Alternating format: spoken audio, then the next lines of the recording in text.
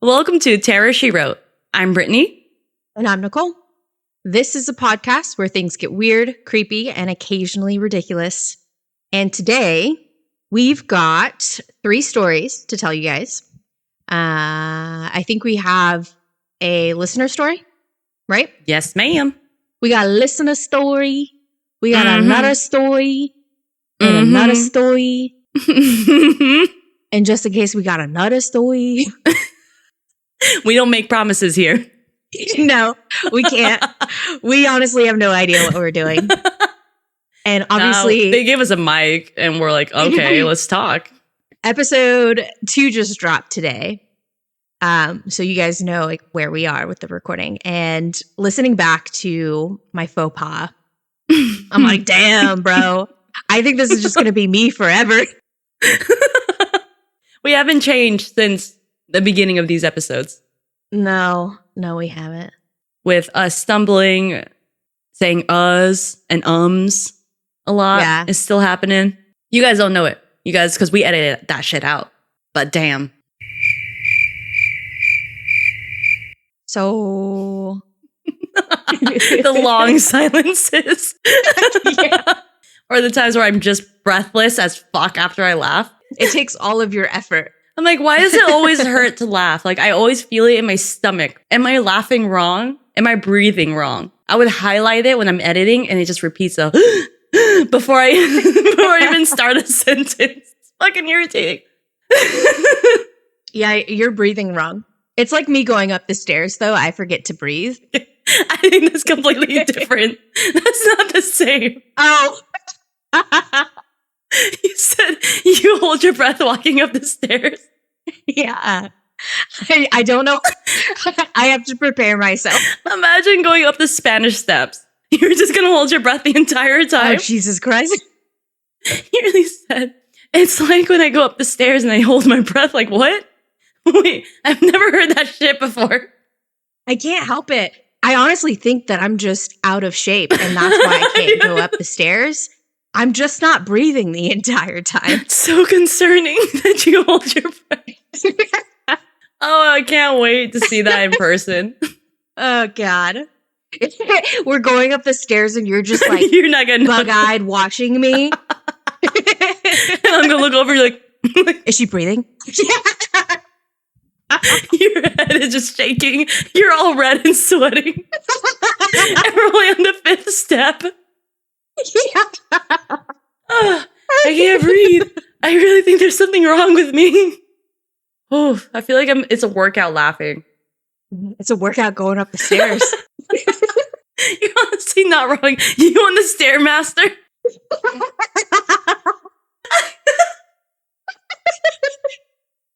I can't breathe. God damn it. I'm fucking crying.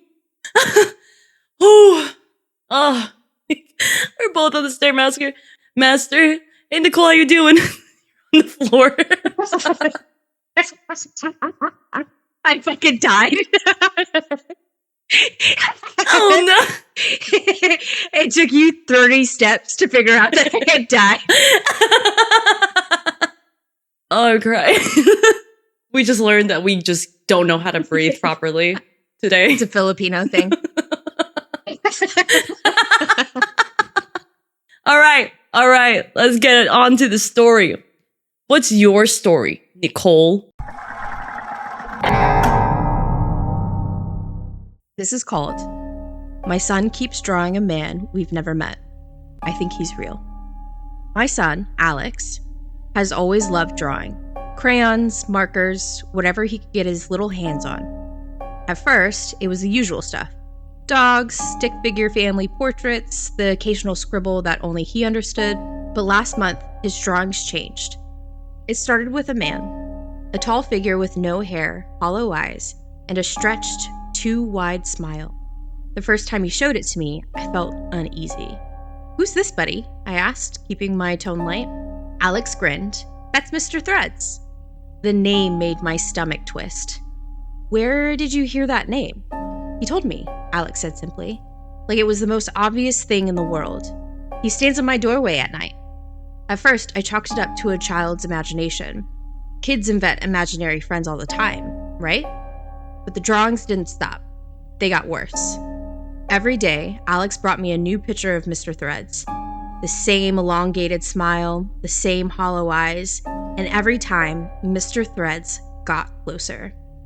One drawing showed him at the end of the hallway, another in the living room, then standing behind me. The night I found a picture of Mr. Threads standing next to Alex's bed, I didn't sleep. Last night, I heard something. It was past midnight, and I was getting a glass of water when I heard Alex talking in his room.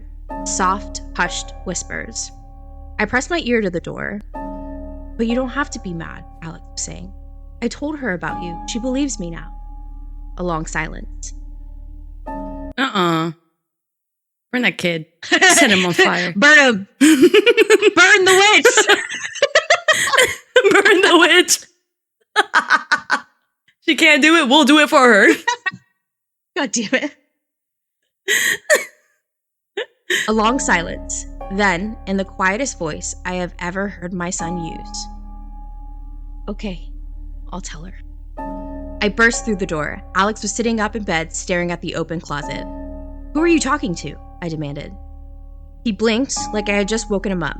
"Mr. Threads said you should sleep with the door open tonight." My stomach dropped. "Why?" Alex's lower lip trembled. "So he can come in."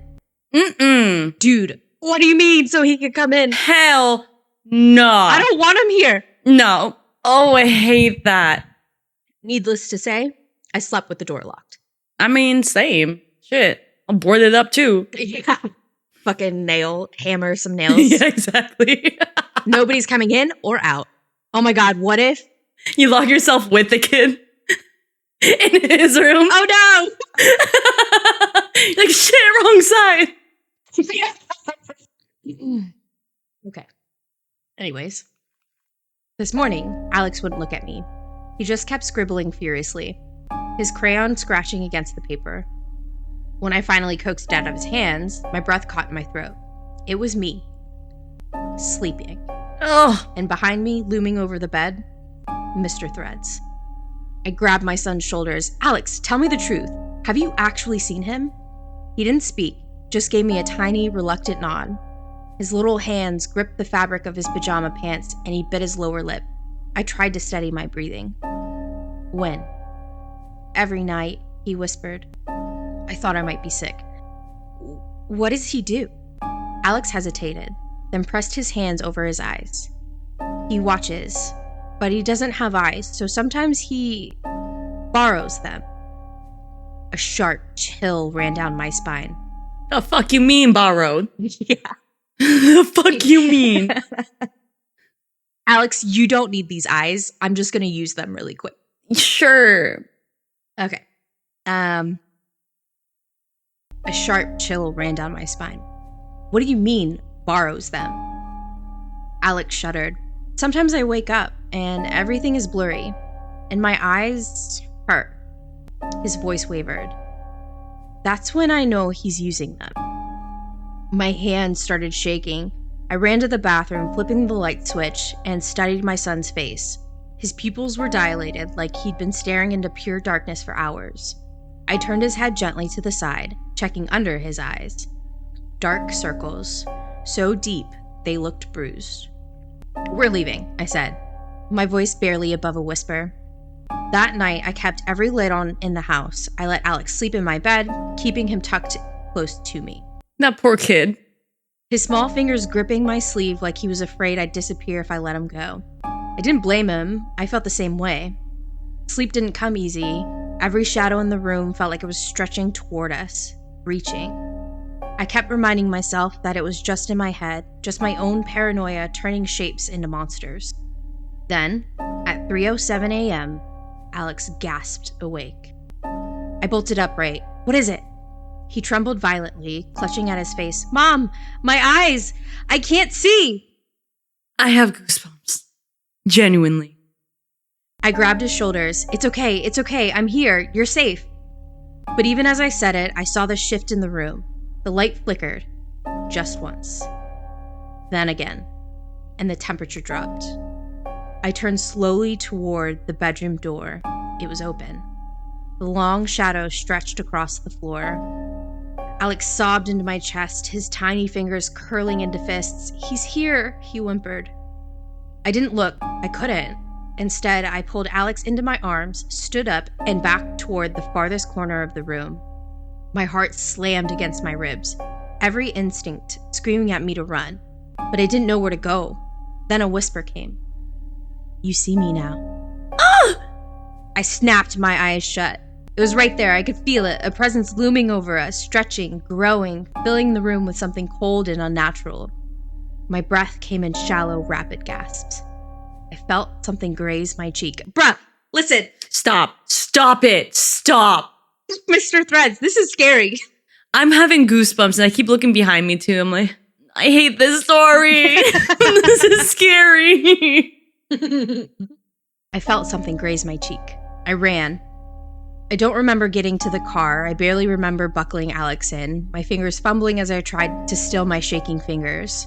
I thought she left her son. Honestly, me too. Like, fuck you, Alex. I don't remember getting to the car, but where's your son? It's too late. It's too late. Let's go. Set the house on fire. It's over. Yeah. All I remember is driving, tearing down the street at 3:15 in the morning, refusing to look in the rearview mirror. Alex sobbed quietly in the back seat. He knows where we're going. I didn't respond. I just kept driving. That was 3 days ago. We're at my sister's house now, staying in her guest room. Alex hasn't drawn anything since we left. He still wakes up in the middle of the night, though, gasping, clutching at his face, shaking uncontrollably. I don't know what to do. I don't know if running was enough. Because last night, I woke up to Alex standing by the window, his hands pressed to the glass. He's outside. He wants to come in. And this morning, I found a drawing crumpled under his pillow. A sketch of my sister's house, with Mr. Threads standing at the front door. The end. Ew! I got goosebumps That was after that. so freaking... That was fucking good. I had a lot of goosebumps for this one. That was a really good story. Hell yeah, dude. Damn. You killed it too. Thank you. I really did. Yeah, I'm gonna do some audiobooks and get some cash monies that way. I think the listeners would agree to that. I'm in my gig era, so all I want to do is just do like gigs. I don't want a real job. Real jobs suck. Who likes real jobs? Yeah, I don't want to be unhappy. That's why I'm making a lesbian webtoon, so. Don't forget your... Let it go. No. Let it go. I won't. This is a really good beer. Epicurean. It's pineapple and coconut beer. It also has vanilla bean in it. It is 7.3 alcohol. Do you drink? No. Oh, okay. You're like, do you drink? Swirling my beer can around. Looking like a pro drinker over there. Yeah. Fucking turn into Captain Jack Sparrow. You're going to pass out by the time we're done with this. I'm like, Nicole, wake up. Nicole? Fishy, why are you sleeping? Fucking A. It's me on the Stairmaster again. At first, I was imagining you holding the railings and your legs just getting dragged as the stairs just keep going down. Oh, no. So good. That story, though, was so fucking good. I'm so glad you chose that. That was such a good story to start off this episode with. Yeah. So good. I was going to read Lydia's, but I kind of want to read this one that says, the time it wasn't sleep paralysis. So should I read the sleep paralysis or should I read Lydia's? Because that one's shorter. All right. I'm going to flip this. But did you decide which one's which? I didn't. Guys, listeners, hold on. We have to unpack that. She grabbed the credit card, and said, I'm going to flip this, but didn't say this side will be this story. She just grabbed it and just threw it up in the air without deciding which side is which. And then I looked down at it and I was like, wait, what's this side going to be? Someone take that beer away from Nicole. She said, I'm going to flip this. Wait. The front of the credit card is going to be Lydia. Okay. All right. The back. So it's son of a bitch. Son of a bitch. Here we go.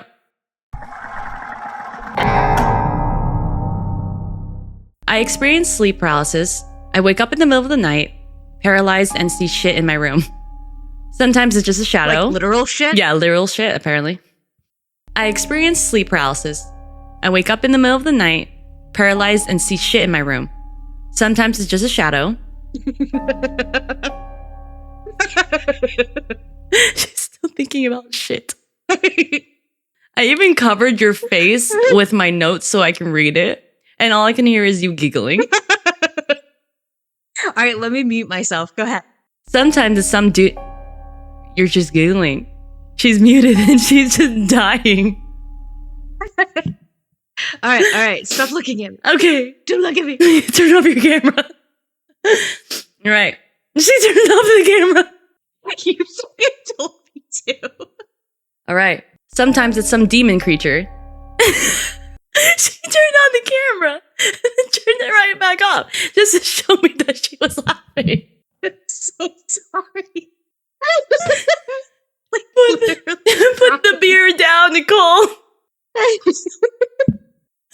Yeah, I don't know if you can see the tears. You turned on the camera just to show me that you're still laughing. All right. I'm going to need you to start from the beginning. I'm so sorry. I'm going to mute myself and I'm going to mute the just mic. take a step outside. Yeah. I'm listening. Here we go. Go ahead. All right. I experience sleep paralysis.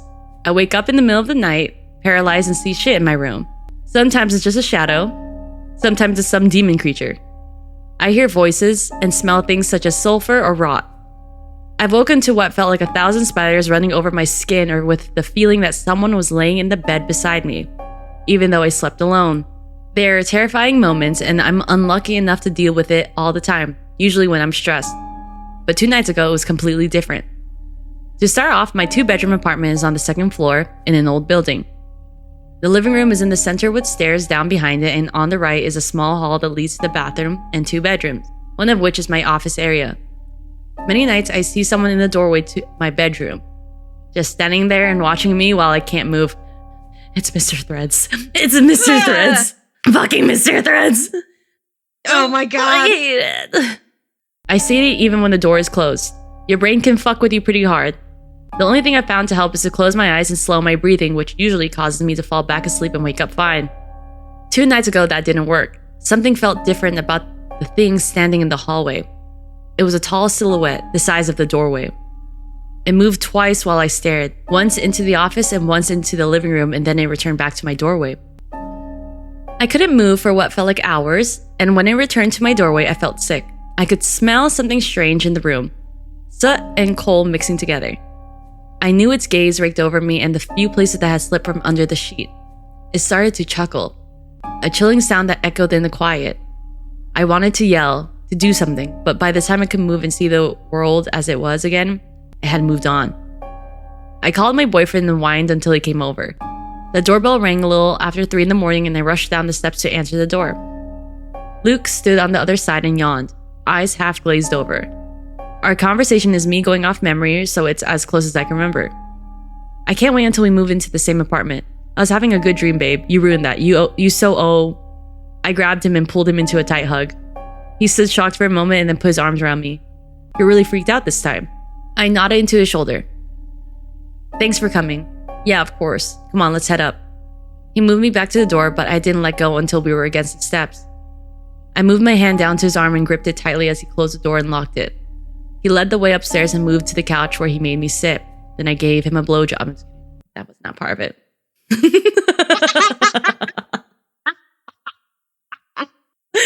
That's not part of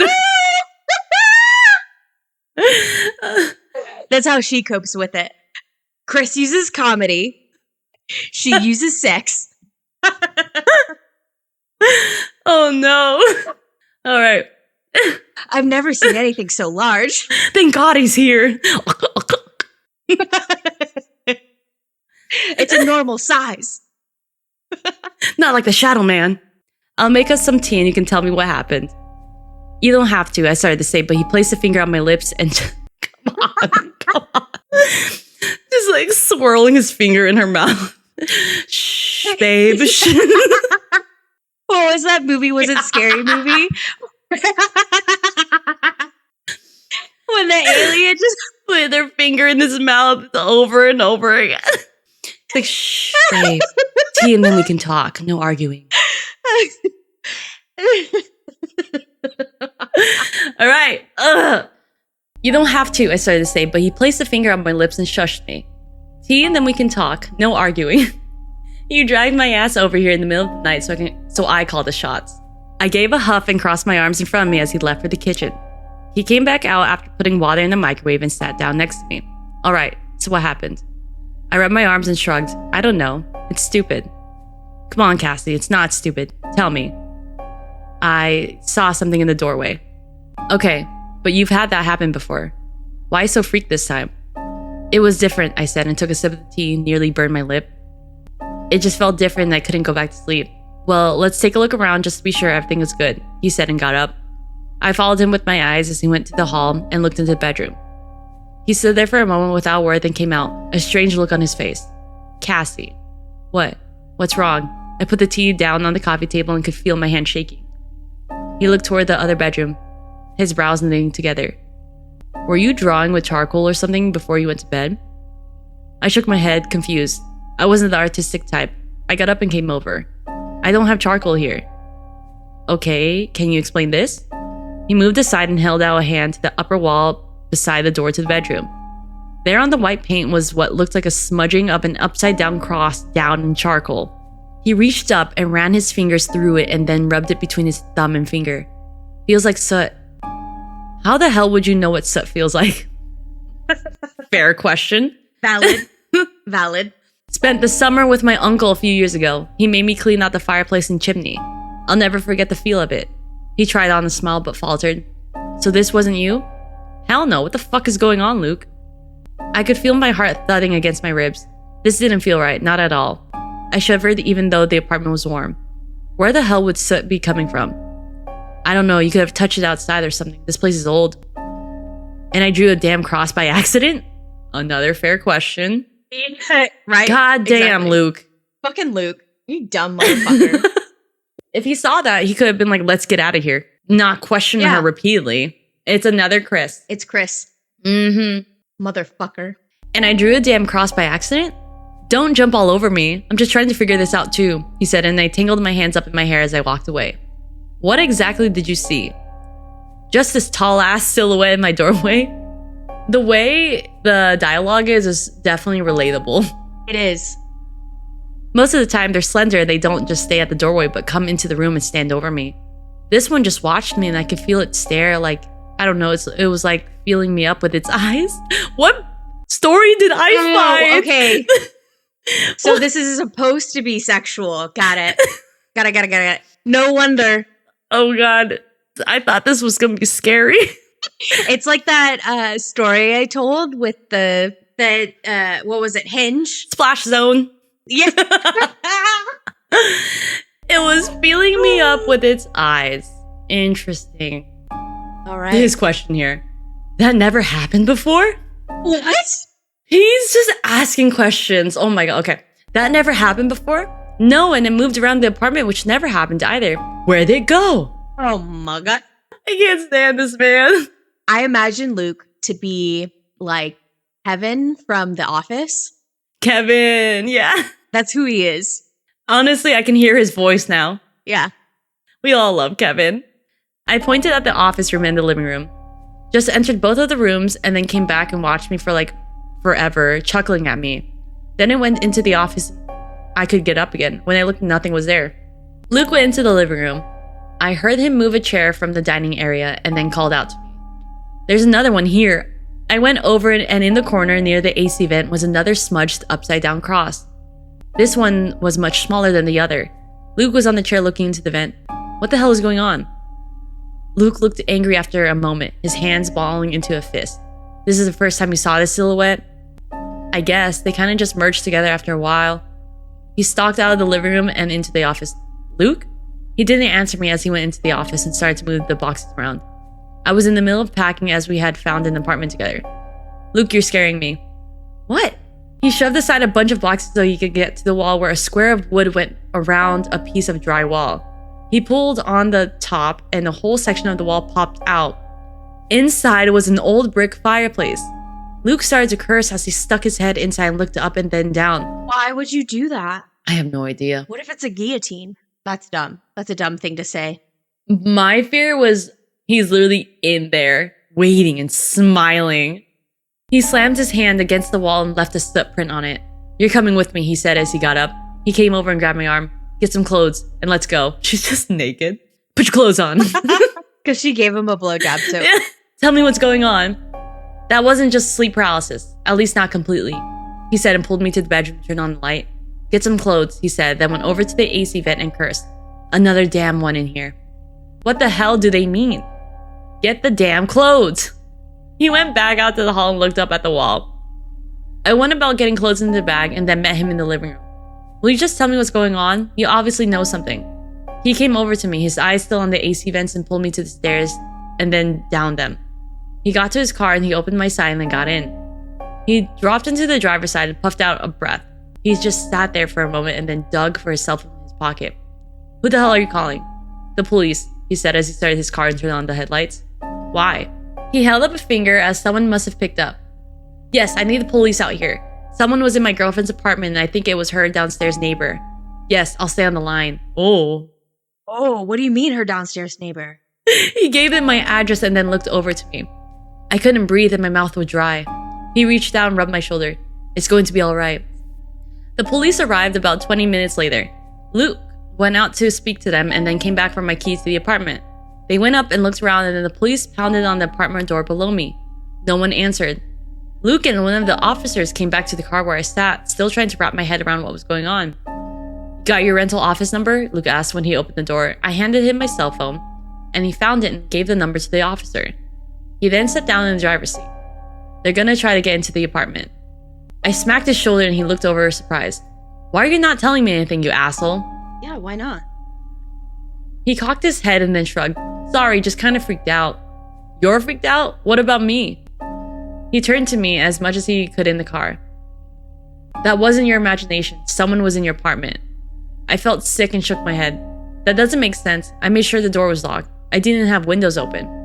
No. Whoever it was came up through the chimney.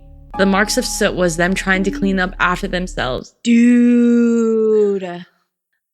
The guy must have got spooked or something and disappeared. I'm staying at Luke's place until our leases are up and we can move into a place together. Somewhere without a fireplace. I really wish it had just been sleep paralysis. Damn, dude. And yikes. I thought it was literally like another Mr. Threads, but this was an actual man, which makes it actually creepier because humans are scarier than ghosts. Let's be real. Yeah. Especially getting in through the chimney. Mm-hmm. What does he mean? Like, he climbed up? Yeah, and the soot is him trying to clean up his mess. Because they're upside down crosses. So, yeah, I don't know. I don't have an answer to that because I'm also confused. Mm-hmm. Well, that was my story. Fucking A. Fucking A, mate. What we learned today. Lock your doors. Check every nook and cranny. All right, that was my story. Last story. Last story. Let's read Scary Stories to Tell in the Dark. It's called The Thing.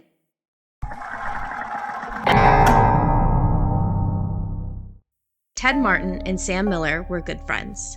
They spent a lot of time together. On this particular night, they were sitting on a fence near the post office talking about one thing or another. There was a field of turnips across the road. Suddenly, they saw something crawling out of the field and stand up.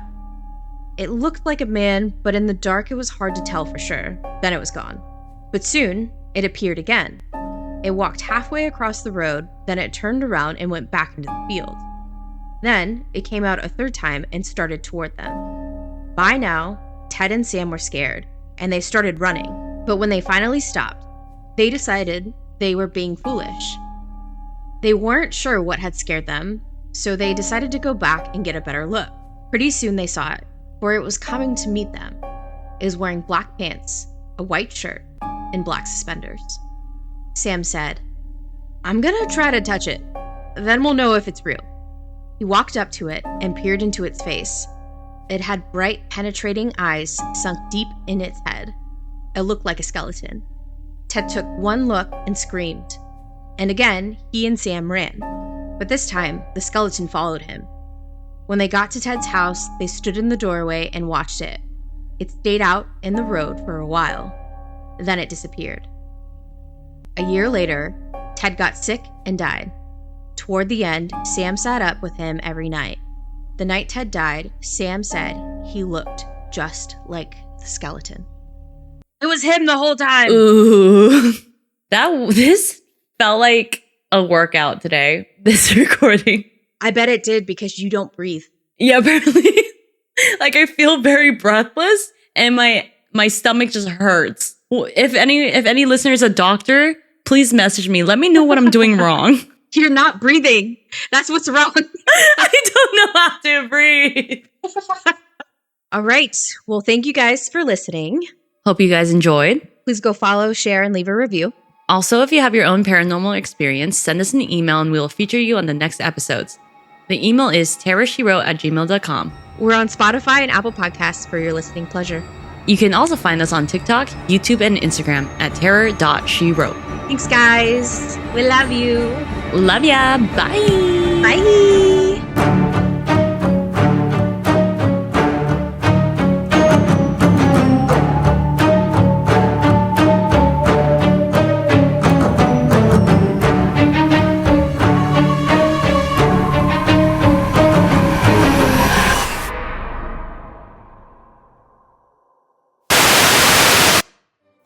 Welcome to Terrorshewrote.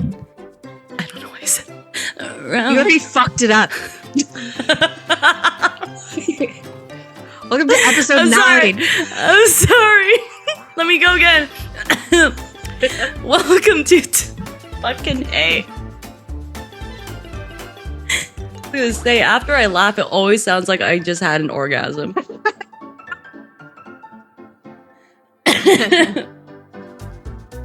We're just choking up on phlegm here. Same. It's beer. It's just me. Yeah. Let me suck your mouth or something. I don't know what you said. Oh, let me suck the back of your throat. Back of your throat. So gross. Anyways. Little swirly straw down your throat.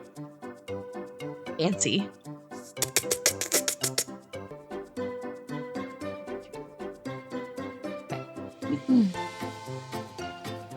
Oh my god, I have a story to tell you guys about. If it's about poop. If it is about poop. I thought we moved on. It is from about this. poop. You're right, we did. Sorry. That'll be saved. I feel like for the animation, we should do outtakes too, to animate. Yeah. So yeah, for sure. Save that separately for me to animate it. Okay. Do you want to talk about the shit story though? No. It's a long one. Go ahead, tell your story. We're here for the ghost stories. Not the shit stories. Not the shit. Let me start over. Yes. I was going to say something, but I feel like we should just keep reading. I'm just going to say. It's like, he reached down, rubbed my shoulder. It's going to be all right. And proceeds to unzip his pants. Give me another blowjob, baby. Your mouth seems dry. That's why they're dating. Because her fear response is just giving him a blowjob. Yeah. I'm so scared. Let me give you a fucking blowjob. It's a win-win for him. No wonder he's so supportive of her fear and is like, oh my god, this is so real. And let me just keep asking questions to make her even more afraid and not tell her.